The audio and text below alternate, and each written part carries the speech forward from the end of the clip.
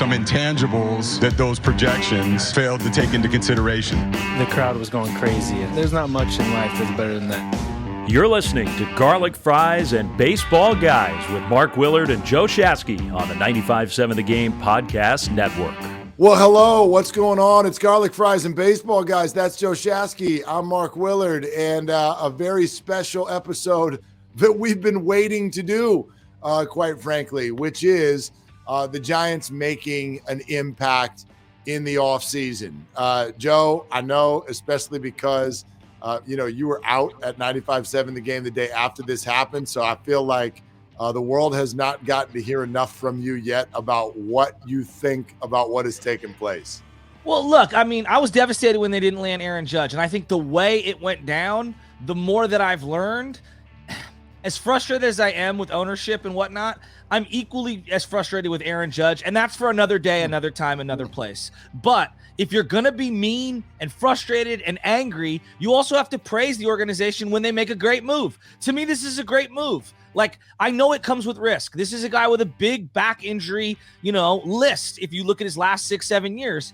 But this is also a tremendous ball player who is a grinder at the top of your lineup, who absolutely injects athleticism immediately into this team. And with the no shift thing, I think that's the number one, curiosity of what it's going to look like next year. With the no shift, how much do a lot of these line drive hitters tick up in batting average? Is he one of those guys? You know what I mean? Because he's not a home run guy per se, but is he one of those guys who maybe instead of 290, he's 310, 315 because you can use more of the field? Is he a guy defensively who, because of his access to range, now becomes even more of a premium in free agency moving forward because you need to have range at various positions? I love this move, and I haven't even gotten to the leadership stuff. What'd you think, Mark? Well, I mean, you just talked about a lot of baseball stuff, which I think is all correct, and how this just in an obvious way makes the Giants better. But the first thing that hit me with this deal is the emotional impact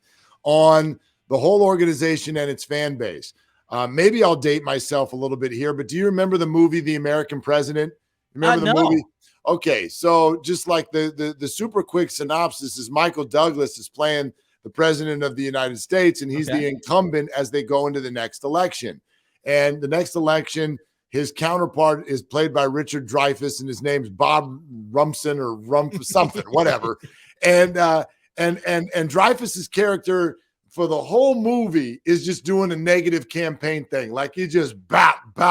He's just hitting Michael Douglas, and Michael's just we're going to take the high road, and I'm going to tell you about my platform, and I'm just going to, and his campaign staff is just begging him the whole movie, you got to fight back. Yes. You've got to fight back. You've got to say something. You've got to answer what is being done by your counterparts. And I thought of that the other day when the Giants, who it felt like have been sitting here getting punched ever since Cody Bellinger's ball went into right center field at Oracle Park, the Padres have got 4 players making, $300 million. And the Giants are over here going, nope, we believe we're just going to keep doing our thing. And it felt like that movie. And it was like the whole movie changes when Michael Douglas finally comes out and goes, hey, listen, buddy, here's the deal. I'm fighting back. And the whole movie changes and everyone lives happily ever after. And that's what I felt. When they fought back. Yes. It's like you got to have an answer for all of this stuff. And they did. And it happens at a time where actually the Dodgers lost their $300 million shortstop. So what a hell of a 1-2 punch, man. Well, and I think on the heels of feeling so low of losing Aaron Judge, and basically I was under the impression we can't land free agents. Young, attractive free agents with swagger don't want to come here. And that hurt my soul. I mean, that really, Mark, as a Giants fan from this community, it hurt my soul. So I think the psychological aspect is absolutely huge. I'm thinking about all the other things.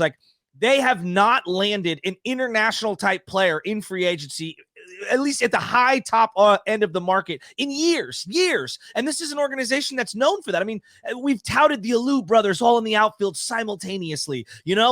Finally, we've got one of those guys who's the highest paid player. You can make an argument He's the best shortstop in the National League. Now, Trey Turner would throw his name in the hat. Now Bogarts is in San Diego. He'd throw his name in the hat. But you can't say that at any other position for the Giants, right? So this is an acquisition that's got layers to it. And then the other thing on the Latin part of it, which I think is very important, they've got an entire farm of young, impressionable international players that they've signed, drafted, developed. It's nice to have a guy who's been there, done it at the highest stage for these guys to look up to. Because I keep going, what's it going to look like for Luciano Ramos to be and Matos to be the head of this organization? Now they don't have to do that. And I just feel like their assimilation process is better when you have a guy that they're going to look up to. I think it's a great point. And like and that's what I mean by the trickle down. Like the what this means is a very layered conversation. It's not as simple as they got a baseball player. It's not that simple. And I know a lot of people see the numbers and they get freaked out, but the bottom line is they got a baseball player for $26.9 million per year. That's not a back-breaking figure. The number of years is actually done by the Giants to stretch it out a little bit because it helps them remain below the competitive balance tax. That's actually a strategic move that the Giants made here. And so the fact that Correa worked with him on that, he's probably not going to be the shortstop when he's 41. And who cares? That's not even the point.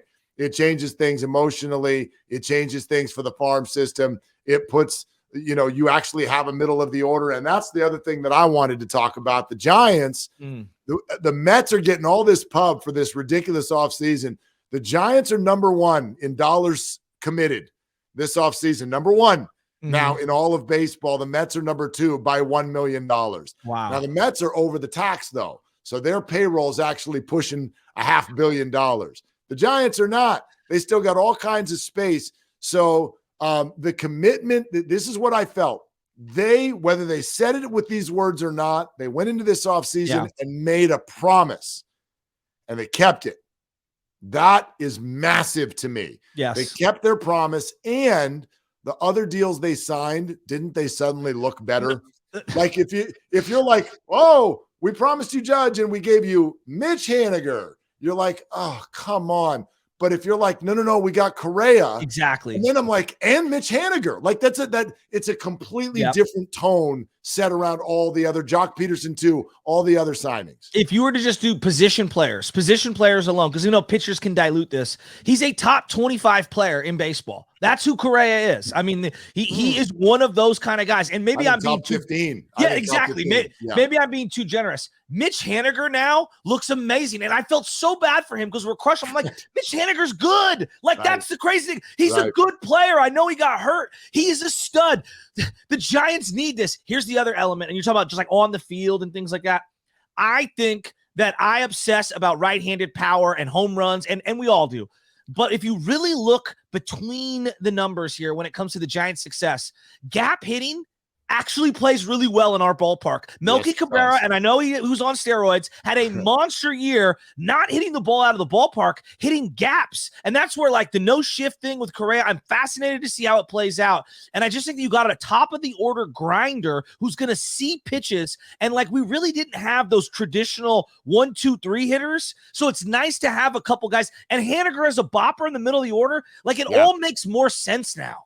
Got to be healthy, obviously. I know there's all those questions with Haniger, but when he plays north of 120 games, he hits north of 25 home runs. Exactly. And so throughout, it feels like for 20 years at Oracle Park, whenever they've got somebody, and maybe Bonds is the only one, I don't know, but it's easier to hit home runs as a right-handed hitter. I mean, Rich Aurelia is the last one I can remember who, as a right-handed hitter, had this massive season. And I feel like the Giants, even during the Farhan era, they've been talking about right-handed power ever since, and they've just never really had it. Jeff Kent did some things. Aurelia, we're going back.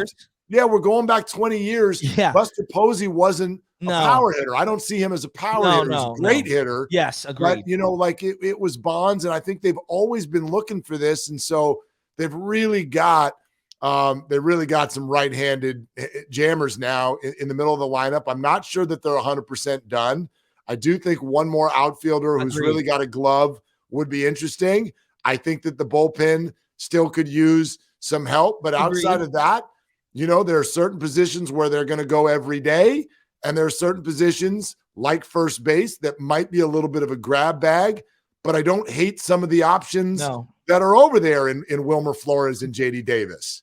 I personally believe right now, even if and it's not over, but even if free agency stopped right now, they don't make any, I think they're a better baseball team heading into the year. That's what I believe to my core, right? And I liked Longoria. He did some great things for this team. I couldn't rely on him anymore. Brandon Belt's had his moments. We all agree. It's a better lineup. I don't know about the rotation, losing Rodon, but it's a better lineup. I'll agree with you. Good distinction. Yeah. But like the point being is I feel like I'm looking at the infield and it makes more sense now, especially if you're a little worried about second base defensively. Well, at least that left side of the infield is going to be locked down. Yeah, absolutely. However, that does lead us to the very, very big question, which we will address in just moments.